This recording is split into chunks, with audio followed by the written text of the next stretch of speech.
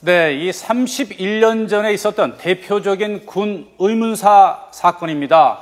가혹행위 등으로 타살됐다는 의혹이 제기가 됐었는데 이 허은근 일병 사망 사건입니다. 그런데 결국 영구 미제로 남게 됐습니다. 다만 대법원은 이 사건 당시에 부실 수사를 했던 군 당국의 책임을 인정하고 국가가 유족에게 위자료 3억 원을 지급하라고 판결했는데요. 관련 내용 짚어보도록 하겠습니다. 먼저 이광현 앵커가 그동안의 사건 일지를 좀 정리해 주시죠. 네, 31년 전으로 돌아가 보도록 하겠습니다. 1984년에 돌아가 보도록 하겠습니다. 네, 그때 84년에 허일병이 사망한 사건이 발생을 했죠. 이때 군 헌병대는 자살로 판단을 했고요.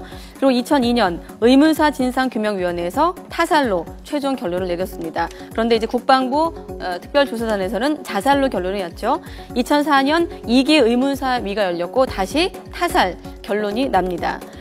좀 더 볼까요? 자, 2007년 허일병 유족이 국가를 상대로 소송을 제기했는데 3년 후 2010년에 1심에서 타살이란 판단이 나왔고 2013년 2심에선 재판부가 자살이라고 결론을 지었습니다. 그리고 나서 이제 1심, 2심을 거쳐서 2015년 대법에선 사인을 알 수 없다 이렇게 나왔거든요. 어떻습니까? 뭐 형식적으로는 31년 만에 일단락이 됐지만 결국 사인을 알 수 없다는 결론이 나왔거든요.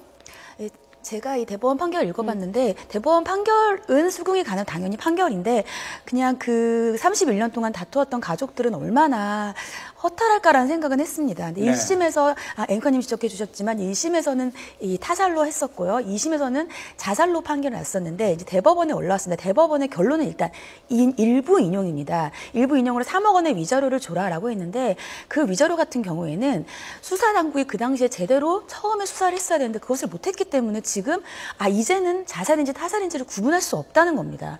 그래서 그 제대로 수사를 못했기 때문에 3억 원의 위자료는 주지만 그럼 왜 자살과 타살을 구분하지 못했는가? 네. 1심에서는 이제 어느 정도 타살이라는 것도 의혹들이 있었고 거기에 대해 이른 부응하는 증거들이 있었는데 지금 국가배상을 청구하는 이유는 그 다른 군인이죠. 지금 가혹행위 그런 다른 군인, 그러니까 다른 공무원의 잘못된 위법행위로 인해서 손해를 입었어야 되는데 타살의 의혹은 있지만 이 타살이 정말 다른 군인들에 의한 타살이라고 100% 확실할 증거는 없다는 겁니다. 그렇다 하더라도 또 그럼 자살이냐? 자살이라고 단정할 증거도 없다는 거예요. 대법원은. 그 원인이 처음에 초동 수사를 제대로 하지 못한 군 당국에 있다라는 건데 결국은 어떠한 것도 확실하지 않기 때문에 거기에 대한 판단을 못 내린 거에 대해서 법적으로는 수긍이 가지만 거기에 대해서 제대로 하지 못한 거에 대해서도 이른 거기에 대한 인용은 했지만 제대로 31년 동안인데 되어 있는데 제대로 되지 못한 거에 대해 가족들이 얼마나 허탈할까에 대한 생각은 들었습니다. 네. 이 31년 전에 허일병이 스스로 이 총알 3발을 쏴서 이제 숨져서 자살이라고 그랬다가 나중에 이제 시신을 이렇게 부검해 보니까 머리와 가슴에 총탄이 박혀서 이제 앞서 이제 지적해 주셨듯이 뭐 타살하고 갔다가 대법원에서 결국은 이제 영구 미제 사건.